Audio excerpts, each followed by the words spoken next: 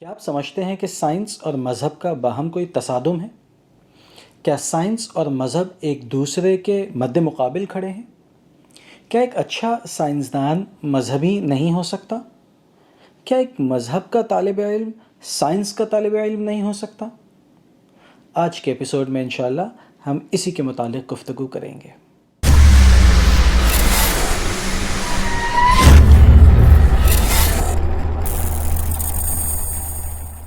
الحمدللہ وحدہ والصلاة والسلام علی من لا نبی بعدہ۔ السلام علیکم ورحمۃ اللہ۔ کیا آپ یہ سمجھتے ہیں کہ سائنس مذہب کی نفی کرتی ہے یا مذہب سائنس کے خلاف ہے؟ اگر ایسا ہے تو پھر آپ نے اس ایپیسوڈ کو آخر تک دیکھنا ہے۔ دیکھیے، اگر ہم اس بات کو سمجھنا چاہتے ہیں تو سب سے پہلے ہمیں سائنس کا اور مذہب کا دونوں کا موضوع سمجھنا ہوگا کہ سائنس کا میدان کیا ہے اور مذہب کس چیز کے متعلق گفتگو کرتا ہے۔ ہم سب سے پہلے سائنس کے اوپر گفتگو کرتے ہیں اور ہم جانتے ہیں کہ سائنس کا موضوع کیا ہے۔ دیکھیے، سائنس لاطینی زبان لیٹن زبان میں ایک لفظ سائنشیا سے بنا ہے اور اس کے معنی نالج کے ہوتے ہیں۔ اب اس وقت آپ کی اسکرین کے اوپر کچھ تعریفات، کچھ ڈیفینیشنز سائنس کی موجود ہیں۔ آئیے ایک ایک کر کے ان کا مطالعہ کرتے ہیں۔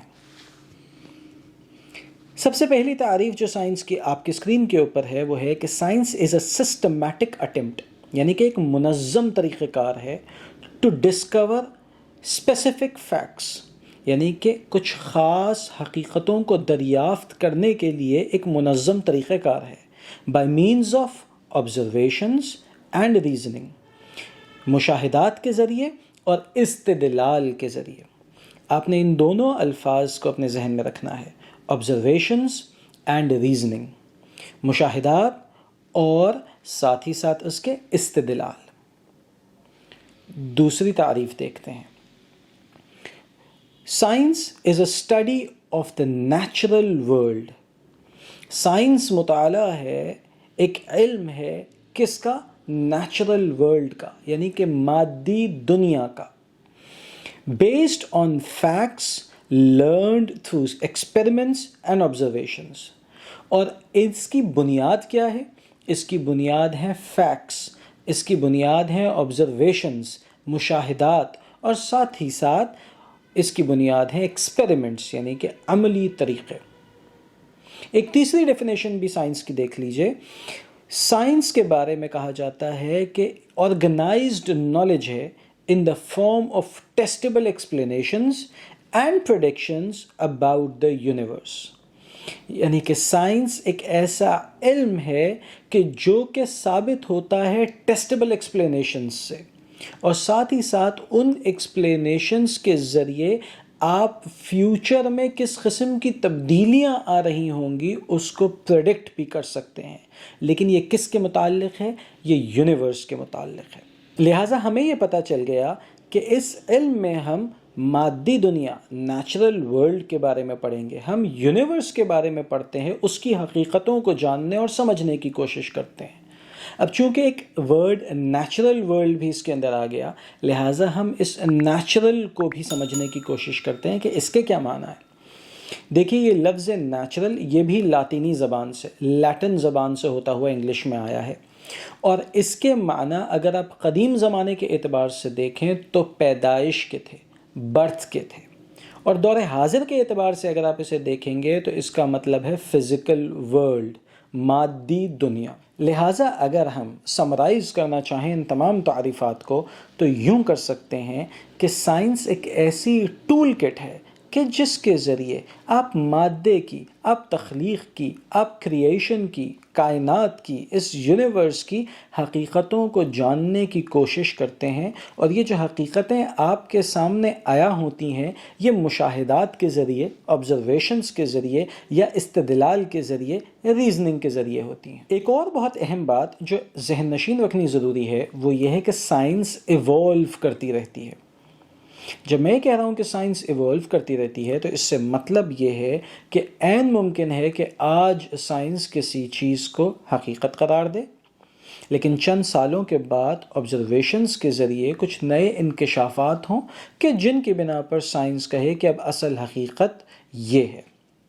اس کی ایک مثال کائنات کے قدیم ہونے کی ہے کہ یہ سمجھا جاتا تھا کہ یہ کائنات قدیم ہے، یہ ہمیشہ سے ہے اور ہمیشہ رہے گی، اسٹیڈی اسٹیٹ تھیوری۔ لیکن بعد میں آنے والوں نے اس بات کو واضح کر دیا کہ یہ کائنات قدیم نہیں ہے، بلکہ یہ کائنات مسلسل پھیلتی چلی جا رہی ہے اور اس کی ایک ابتدا بھی تھی۔ لہٰذا سائنس اب اس نتیجے پر پہنچی ہے کہ اس کائنات کی ایک ابتدا ہے، یہ کائنات ہمیشہ سے نہیں ہے۔ ایک تیسری بات جو اس کے متعلق جاننی ضروری ہے وہ یہ ہے کہ کیا سائنس کی کچھ حدود ہیں؟ اس کو میں چند مثالوں سے واضح کرتا ہوں۔ سب سے پہلی مثال ہم لیتے ہیں ڈی این اے سیمپل کی۔ مثال کے طور پہ ہم کسی شخص کا ڈی این اے سیمپل لیتے ہیں اور اس ڈی این اے ٹیسٹ کے ذریعے ہم یہ بات بتانے میں کامیاب ہو جاتے ہیں کہ یہ شخص کتنے پرسنٹ آسٹریلین ہے، کتنا پرسنٹ ایشین ہے۔ ہم یہ بات بتا دیتے ہیں کہ اس شخص کی ہائٹ کتنی ہونی چاہیے، اس کے بالوں کا رنگ کیا ہونا چاہیے، اس کی آنکھوں کا رنگ کیا ہونا چاہیے، اس کا قد کاٹ کیسا ہونا چاہیے، اس کا کمپلیکشن کیسا ہونا چاہیے۔ ہم ان تمام چیزوں کو بیان کر دیتے ہیں۔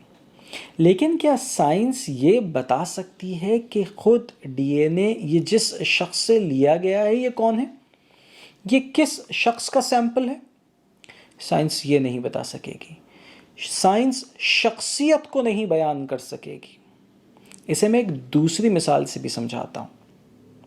مثال کے طور پہ آپ کے سامنے ایک کتاب ہو اور اس کتاب کے اوپر مصنف کا نام نہ لکھا ہو۔ سائنس آپ کو یہ بات کاربن ڈیٹنگ کے ذریعے بتا ضرور دے گی کہ یہ کتاب کتنی پرانی ہے، 200 سال، 500 سال، 1000 سال، 1300 سال، کتنی پرانی یہ کتاب لکھی ہوئی ہے سائنس آپ کو بتا دے گی۔ لیکن مصنف کا نام یہ سائنس آپ کو نہیں بتا سکتی۔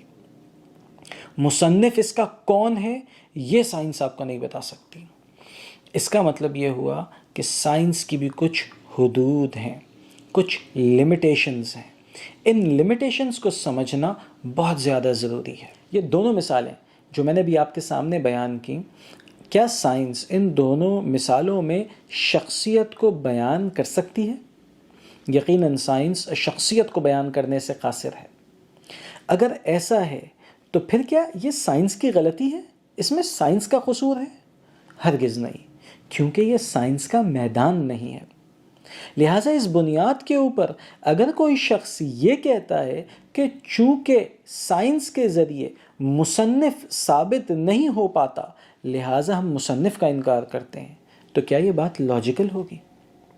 سائنس کے ذریعے جس بندے کا ڈی این اے سیمپل لیا گیا ہے اس کی شخصیت سائنس ڈیفائن نہیں کر سکتی، لہٰذا ہم اس شخص کا ہی انکار کرتے ہیں، تو کیا یہ بات لاجیکل ہوگی؟ یقیناً ایسا نہیں ہے۔ لہٰذا اس بات کو سمجھنے کی ضرورت ہے کہ سائنس کی بھی کچھ حدود ہیں، اور سائنس جن چیزوں میں ڈیل کرتی ہے، جن چیزوں کی حقیقتوں کو بیان کرتی ہے، وہ مادہ ہے، وہ میٹر ہے، وہ نیچرل ورلڈ ہے، وہ فزیکل ورلڈ ہے، وہ ہماری یونیورس ہے۔ اب ہم اس بات کو جاننے کی کوشش کرتے ہیں کہ مذہب کا موضوع کیا ہے۔ یاد رکھیے مذہب کا موضوع موت کے بعد کی زندگی ہے۔ مذہب کا موضوع یہ ہے کہ ایک انسان نے مر جانا ہے، مرنے کے بعد اسے ایک اور زندگی دی جائے گی، حیات کے بعد ایک اور حیات ہے۔ اس نے مرنے کے بعد اپنے رب سے ملاقات کرنی ہے، اپنے خالق سے، اپنے مالک سے، جو کہ مادے سے بلند ہے، جو مادے کو تخلیق کرنے والا ہے۔ اس نے اس کے حضور حاضری دینی ہے اور اس کی رضامندی کے اعتبار سے دنیا میں اپنی زندگی کو گزارنا ہے۔ اگر وہ کام کرے گا کہ جس کا اس نے حکم دیا ہے تو وہ اسے اپنی بخشش اور مغفرت کا پروانہ دے کر جنت میں داخل کر دے گا، اور اگر انسان نے وہ کام کیے کہ جو کہ اس کی ناراضگی کا سبب بنتے تھے تو پھر وہ اپنے عدل سے اس شخص کو جہنم میں داخل کرے گا۔ لہٰذا اس بات کو سمجھنے کی ضرورت ہے کہ مذہب کا موضوع حقیقتاً موت کے بعد کی زندگی کی تیاری کرنا ہے، اور وہ تیاری اس دنیا میں ہوگی۔ اور اس سلسلے میں اس نے دو ہی قسم کے احکامات دیے۔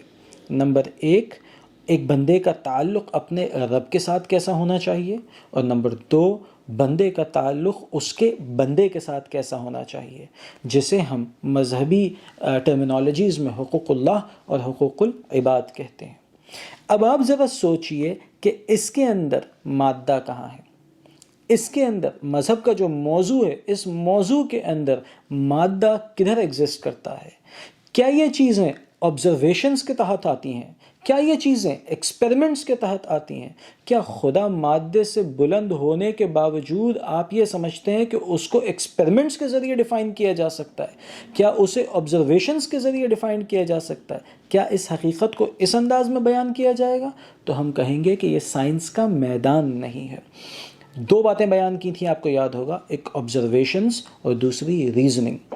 لہٰذا خدا کو آپ آبزرویشنز کے ذریعے، ایکسپیریمنٹس کے ذریعے ثابت نہیں کر سکتے۔ یہ ایک لا یعنی مطالبہ ہے، یہ ایک ایسا مطالبہ ہے کہ جو کہ کرنا ہی نہیں چاہیے، جو بالکل عبث اور فضول ہے۔ ہاں، خدا کے وجود کو اگر ثابت کرنا ہے تو اس کے لیے ریزننگ کی جائے گی، اور یہ ریزننگ ویسی ہی ہوگی کہ جیسے کتاب کے مصنف کے متعلق ریزننگ کی گئی تھی، اور اس بات کو واضح کیا گیا تھا کہ جب کتاب ہے تو مصنف بھی ہے، یوں ہی جب مخلوق ہے تو خالق بھی ہے، جب ڈی این اے کے اندر انفارمیشن ہے تو اس انفارمیشن کو فیڈ کرنے والا بھی ہے، جب اس کائنات کو ایک مربوط نظام میں جکڑ کر چلنا ثابت ہے تو اس کا مطلب ہے کہ اسے چلانے والا بھی موجود ہے۔ لہٰذا خدا کو ثابت کرنے کے لیے ہم ایکسپیریمنٹس یا آبزرویشنز سے کام نہیں لیتے، بلکہ ریزننگ سے کام لیتے ہیں۔ جیسے کہ کتاب کا مصنف بتاتا ہے کہ یہ میری کتاب ہے، یہ میرا شاہکار ہے، اسے میں نے تصنیف کیا ہے، اور آپ اس بات کو مان لیتے ہیں، اس میں کسی قسم کا شک نہیں کرتے، چاہے آپ نے اس شخص کو کتاب لکھتے ہوئے نہ دیکھا ہو، چاہے وہ شخص ماضی میں اس کتاب کا مصنف رہا ہو، لیکن اس کے باوجود آپ اس کی بات کو مان لیتے ہیں کہ کہہ رہا ہے تو درست کہہ رہا ہوگا۔ بالکل ایسے ہی اس بات کو سمجھیے کہ اس کائنات کا بھی ایک مصور ہے، اور وہ مصور کہتا ہے کہ یہ کائنات میری مصوری ہے، وہ کہتا ہے کہ یہ کائنات میری کاریگری ہے، وہ اس بات کا اعلان کرتا ہے کہ آسمان و زمین کو تخلیق کرنے والے ہم ہیں، اسی کی سگنیچر ایک ایک شے کے اوپر موجود ہے، اسی کی تخلیق چیخ چیخ کر اور پکار پکار کر کہہ رہی ہے کہ ہمیں پیدا کرنے والا وہی ہے جو کہ وحدہ لا شریک ہے۔ لہٰذا اس بات کو ماننے میں ذرا بھر بھی تردد نہیں ہونا چاہیے۔ یہاں پہ اصل مقصد یہ تھا کہ ان چیزوں کو بیان کر دیا جائے کہ سائنس کا میدان کیا ہے اور مذہب کا موضوع کیا ہے، سائنس کی لمیٹیشنز کیا ہیں اور مذہب کہاں سے اپنی گفتگو کی ابتدا کرتا ہے، تاکہ یہ بات واضح ہو جائے کہ سائنس اور مذہب یہ باہم یوں سمجھ لیجئے کہ مقابلے میں نہیں ہیں، ان کے اندر کوئی تصادم نہیں ہے، بلکہ سائنس کا اپنا میدان ہے، یہ دنیا کی حقیقتوں کو بیان کرتا ہے تاکہ انسان دنیا کے اندر اچھے انداز میں زندگی سہولت کے ساتھ زندگی گزار سکے، اور مذہب آخرت کی زندگی کے اوپر فوکس کرتا ہے تاکہ انسان مرنے کے بعد اپنی آخرت کی زندگی کو سنوار سکے۔ لہٰذا ان دونوں کو کبھی بھی مد مقابل لے کر نہیں آنا چاہیے۔ لیکن اگلی ایپیسوڈ میں ہم اس بات کو واضح کریں گے کہ کیا وجہ ہے کہ دور حاضر میں مذہب اور سائنس کو بالکل برابر لا کر کھڑا کر دیا گیا ہے، کیا وجہ ہے کہ مذہب اور سائنس ایک دوسرے کے مد مقابل محسوس ہوتے ہیں۔ انشاءاللہ اس کے متعلق اگلی ایپیسوڈ میں کلام کریں گے۔ السلام علیکم ورحمۃ اللہ وبرکاتہ۔